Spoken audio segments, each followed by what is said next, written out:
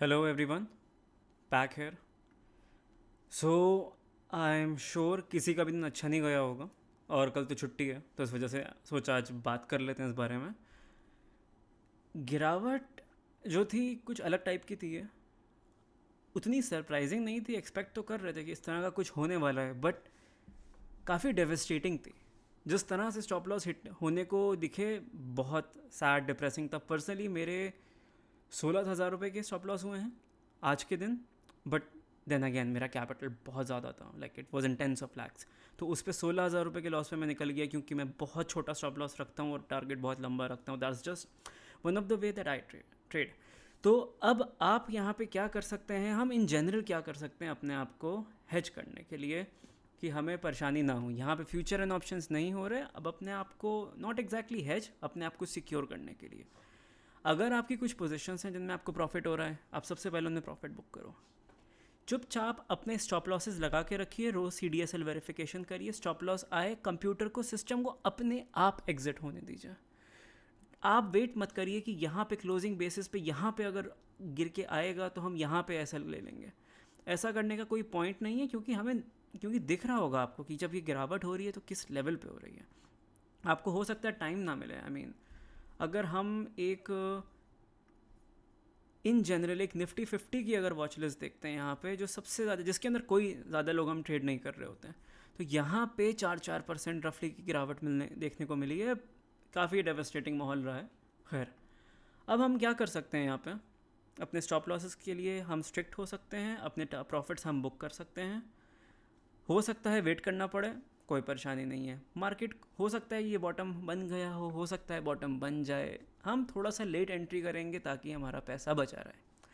खैर, अब क्या हो रहा है, किस तरह से सोचना है इस बारे में, एक बार निफ्टी 50 का एनालिसिस करते हैं। निफ्टी 50 का एनालिसिस डिमांड एंड सप्लाई के तरीके से जब करा जाता है तो वो इस तरीके से होता है कि we start off with early time frame. Early time frame पे हम देखेंगे कि ऑफकोर्स ऑल टाइम हाई पर है। एक EMA की लाइन में बना देता हूँ यहाँ पे, इसको मैं एक ईयरली EMA का मैंने इधर नेम दे दिया।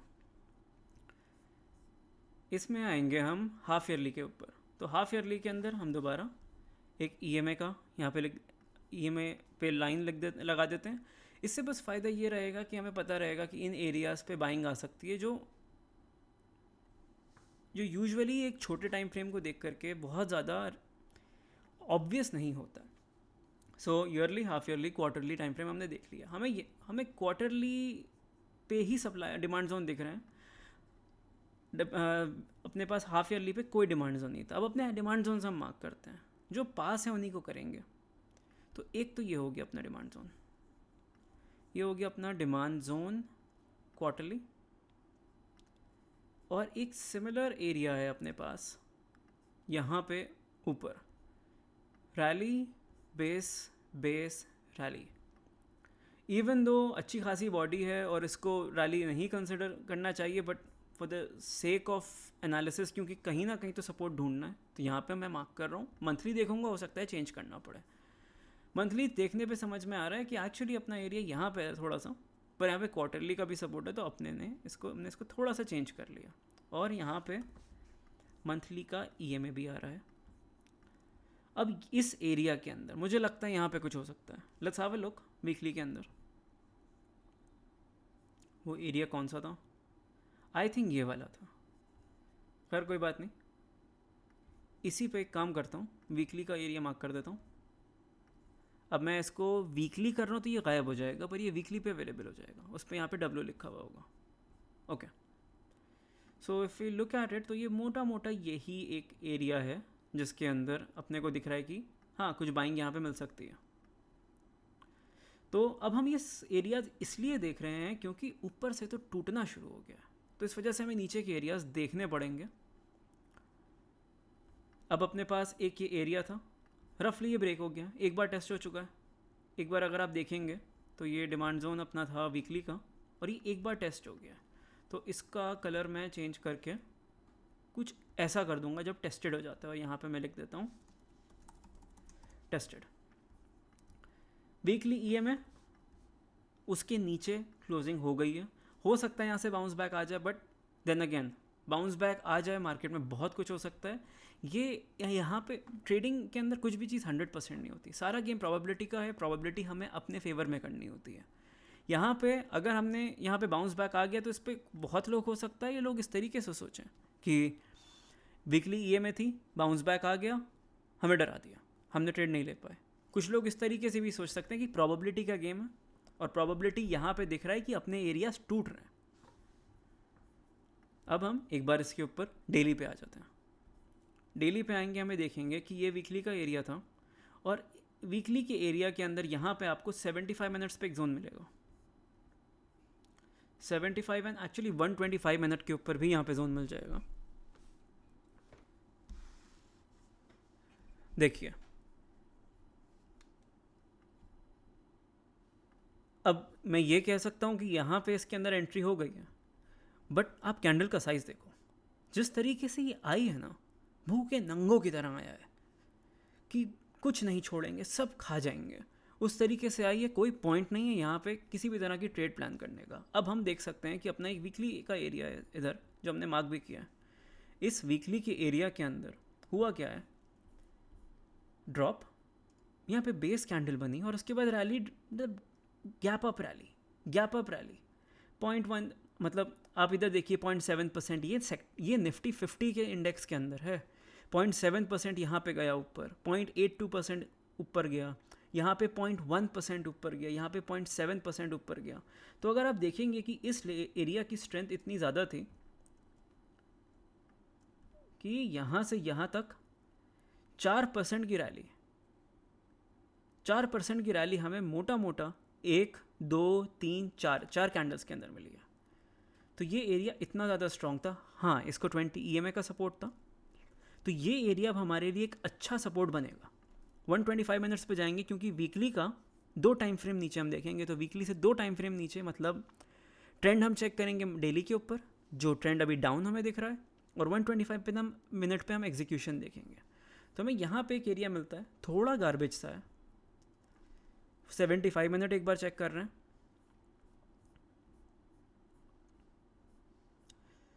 खासा बेटर नहीं है, बट हाँ ये थोड़ा ज़्यादा यूजेबल है।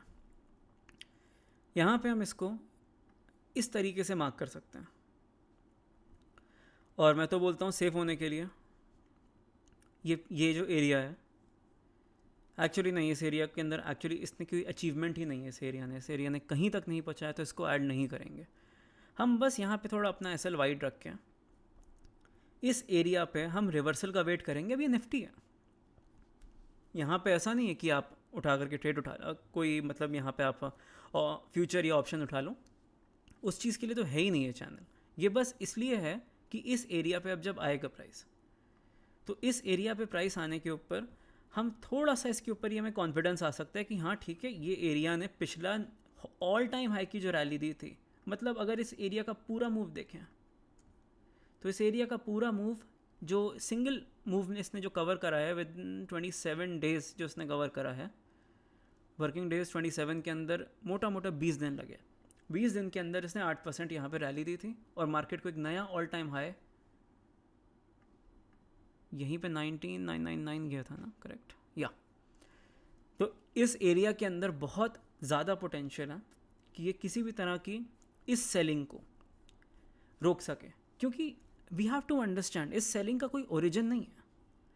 यहाँ पे आपको न्यूज़ देखेंगे, आपको मिलेगी कि कुछ अडानी रिलेटेड हो जाएगी, कुछ इजराइल हमस हो जाएगी, सब कुछ आपको अलग अलग तरह की न्यूज़ दिखेगी, बट कोविड जैसी कोई न्यूज़ नहीं है यहाँ पे। तो अपना इंडेक्स यहाँ तक आते आते ऑलरेडी 6% गिर चुका होगा। तो इस पॉइंट के ऊपर गिरावट एक तरफा कभी कुछ नहीं होता, तो यहाँ पर आकर के एक बाउंस बैक ज़रूर आएगा। हाँ, हो सकता है कि यहाँ पर आए, प्राइस इधर आए, यहाँ से फिर दोबारा ऊपर जाए, I am not good with this, but हाँ यहाँ से थोड़ा सा ऊपर जाए और एक लोअर लो का फॉर्मेशन बनाए, बट यहाँ पे हमें ट्रेड करने के लिए अपॉर्चुनिटीज़ ज़रूर मिलनी चाहिए। तो बेसिकली अब सिंपल बात यह है कि ये एक एरिया है 18,780, 18,800 ही लेकर के चलो आप। 18,800 के ऊपर आपका जो भी ब्रोकर है उस पर अलर्ट्स होते हैं, उस पर अलर्ट लगा दो, 18,800 के ऊपर प्राइस आए, आपको अलर्ट बच जाए, और उसके बाद हम देखेंगे कि आपके दूसरे सेक्टर्स के अंदर क्या हो रहा है, क्या एक्शन हो रहा है, और दूसरी जगह क्या क्या दूसरे स्टॉक्स के अंदर जो अपने ब्लू चिप स्टॉक्स हैं वहाँ पे क्या हो सकता है। क्योंकि अब वो टाइम नहीं है कि आप नॉर्मली आप मिड कैप को देख लो या स्मॉल कैप को देख लो, क्योंकि मिड कैप को देखोगे तो मिड कैप 150 देखो, ये 2.7%, ये इंडेक्स में करेक्शन है, इंडेक्स में 2.7% का करेक्शन। ओ वाह,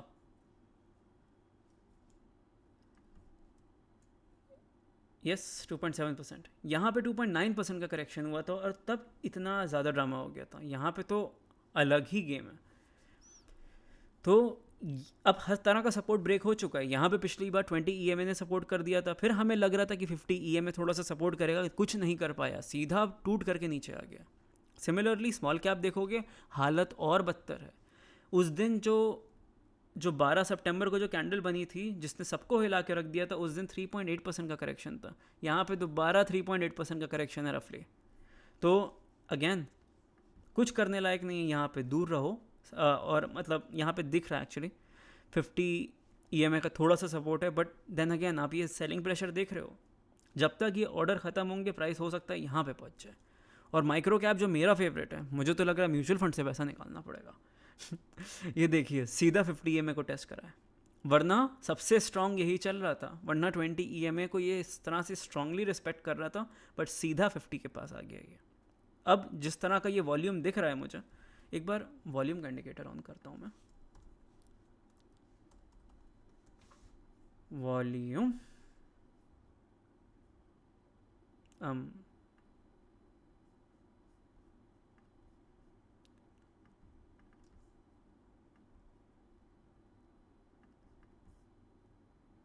शायद मुझे लगाना नहीं आता।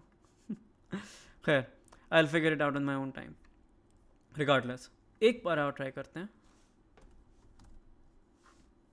Net volume, volume weighted average, नहीं आई थिंक यही होना चाहिए। टेक्निकल्स के अंदर वॉल्यूम देखते हैं, ये था,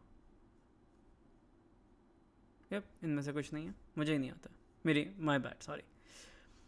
तो अगर आप देखेंगे ये छोटे सेक्टर्स जो थे जिसके अंदर मिड कैप हो गया, स्मॉल कैप हो गया, माइक्रो कैप भयंकर करेक्ट हो रहे हैं। इस टाइम पे सबसे अच्छी सिचुएशन है कि अपने आप को रियलाइज़ करो कि आप एक प्रॉफिटेबल ट्रेडर हो, आप सिर्फ एक ट्रेडर नहीं हो। क्योंकि ट्रेडर को लगता है कि हर मार्केट में ट्रेड करेंगे तभी हम ट्रेडर हैं। आप एक प्रॉफिटेबल ट्रेडर हैं। अगर आप फ्यूचर एंड ऑप्शंस करते हैं तो उसका स्किल सेट तो इस चैनल के अंदर कोई दे ही नहीं रहा है आपको। मैं खुद अभी तक फ्यूचर एंड ऑप्शंस के ऊपर बैक टेस्टिंग कर रहा हूँ, और मेरा एक कंप्लीटली डिफरेंट लेआउट है यहाँ पे ऑप्शंस के लिए। तो उसके अंदर क्या होता है वो मैं ना बता सकता हूँ, क्योंकि अभी मैं ही उसके अंदर पक्का नहीं हूँ। मैं ऑब्वियसली फाइनेंशियल एडवाइस तो कोई दे ही नहीं रहा है यहाँ पे। तो ये मेरा एनालिसिस है, and this is the way things are looking. Nifty के अंदर थोड़ी रेड दिख रही हैं, थोड़ी ग्रिम दिख रही हैं। ओह वाह, यहाँ आ गया, यहाँ नहीं आया। ओह इंटरेस्टिंग, मेक सेंस, क्योंकि उसमें डायरेक्ट बाइंग आती है। या गॉट इट। तो वो तो इंडेक्स है। एनीवे, लेट्स गो टू एक बार बैंक निफ्टी। अगर हम एक बार बैंक निफ्टी के अंदर आते हैं तो बैंक निफ्टी के अंदर भी क्या हम सेम एनालिसिस क्विकली कर लें। सेम एनालिसिस अगर हम क्विकली करते हैं, मैं वॉल्यूम को हाइड कर देता हूँ क्विकली। हम यहाँ पर आएंगे, हम देख रहे हैं कि ये रहा अपना ईयरली का EMA। ये एक ही बार मैं कर रहा हूँ ताकि हर बार मैं ये वाला लेआउट यूज़ करूँगा, पैक वाला। हाफ ईयरली, यहाँ पे रैली बेस रैली के हिसाब से आप इसको किसी तरह से माने, या इसको रैली बेस रैली माने, मैं इसको पूरे को कंसिडर कर रहा हूँ। ये एक मेरा डिमांड जोन है, एक बहुत स्ट्रॉन्ग और ऑल टाइम हाई पुश करने वाला ही डिमांड जोन है मेरा। हाफ ईयरली का जोन है तो बहुत ज़्यादा स्ट्रॉन्ग ऑब्वियसली होगा ही। क्वार्टरली के ऊपर इसी के अंदर, इस डिमांड जोन के अंदर अभी मेरा EMA है।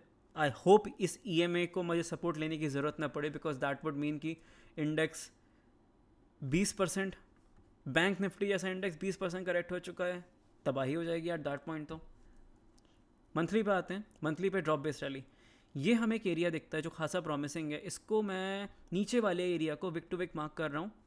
मार्किंग तो देखो सर ऐसी ही होती है, body, highest body, lowest wick, यही मार्किंग होती है। बट मैं इसको इस तरीके से मार्क कर रहा हूँ।